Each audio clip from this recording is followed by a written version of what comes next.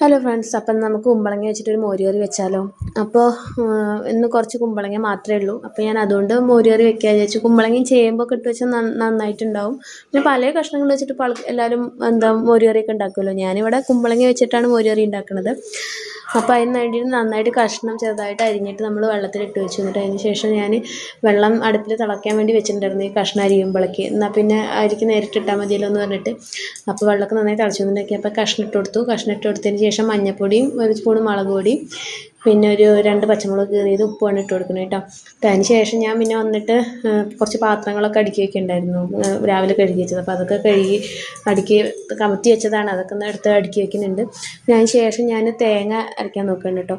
അപ്പോൾ തേങ്ങ അരയ്ക്കുമ്പോൾ ആണ് മിഴി വന്നിട്ട് അവൾക്ക് തേങ്ങ വെള്ളം വേണം പറഞ്ഞു. അവൾക്ക് തേങ്ങ വെള്ളം ഭയങ്കര ഇഷ്ടം. അപ്പോൾ ഞാൻ തേങ്ങ വെള്ളം കൊടുത്തിട്ട് പിന്നെ അത് അരച്ചെടുത്തു. അപ്പോൾ തേങ്ങയിൽ ഞാൻ പിന്നെ കുറച്ച് ജീരകം ഇടാറുണ്ട്, പിന്നെ 2 അല്ലി വെളുത്തുള്ളി ഇടാറുണ്ട്, പിന്നെ കുറച്ച് കുരുമുളക് പൊടി ഇടാറുണ്ട്. ഇതൊക്കെ ഓപ്ഷണലാണ്, നിങ്ങൾക്ക് ഇഷ്ടമുണ്ടെങ്കിൽ മാത്രം എടുത്താൽ. ചിലർക്ക് ജീരകത്തിൻ്റെ ടേസ്റ്റോ വെളുത്തുള്ളിയുടെ ടേസ്റ്റോ ഒന്നും പറ്റില്ല.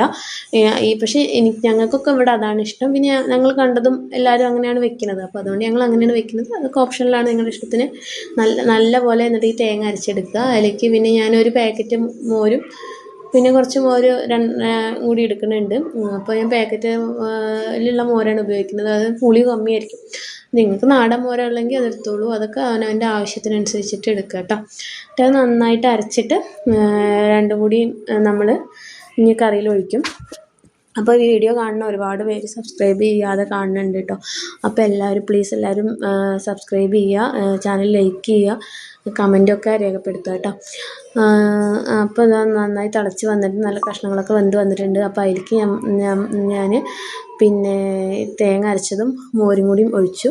എന്നിട്ട് നന്നായി തിളച്ചതിന് ശേഷം ഉലുവയും കടുകും കൂടി ഒരുമിച്ചിട്ടിട്ടാണ് പൊട്ടിക്കുന്നത്. അതിലേക്ക് ചുവന്ന മുളകും പിന്നെ കറിവേപ്പില ഇട്ട് കൊടുക്കുന്നുണ്ട്. അത് നന്നായി താളിച്ചിട്ട് ഒഴിക്കുക കേട്ടോ. പിന്നെ കൂർക്കപ്പേരിയാണ് എന്നുള്ളത്. കൂർക്കപ്പേരി ചമ്മന്തി